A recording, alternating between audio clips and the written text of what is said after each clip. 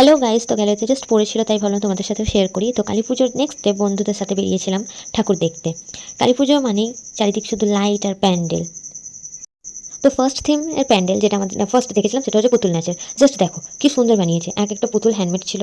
আর ভিতরে চলছিল গাইস পুতুল নাচ, যেটা ছিল মোস্ট ভাইরাল সং অফ 2025-এর। তো ভিডিওটা তোমরা দেখো।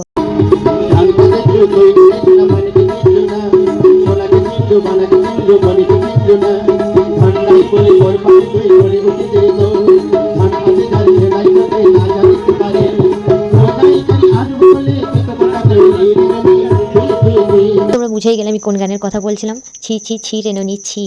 যাই হোক, আর এই যে মায়ের মূর্তি এই প্যান্ডেলের। তারপর চলে গেছিলাম ভূতের থিমে, যেখানে লাইন দিয়ে দাঁড়িয়েছিলাম 40 মিনিট। ভূতগুলোর ফটো নেওয়া হয়নি, কারণ আমি ভয়েই মরে যাচ্ছিলাম, জানি না কেন। ইভেন আমি ওদেরকে মেরেও চলে এসেছি দু একজনকে। অ্যান্ড দেবী লাইক, দিদি মেরো না, আমরা মানুষই। আর এটা হলো সেইখানে কিছু ফটো। শরীর ছিল না ভালো, তবু দেখতে চলে গেছিলাম আলো, দ্যাটস বাইরে কিছু খাওয়া হয়নি। নেক্সট এই প্যান্ডেলটা দেখো, যেটা রাজস্থানি থিম ছিল। ডেকোরেশন, আর্ট, লাইটিং প্লাস মায়ের মূর্তিটা এতটাই মিষ্টি, এতটাই সুন্দর যে কী বলবো।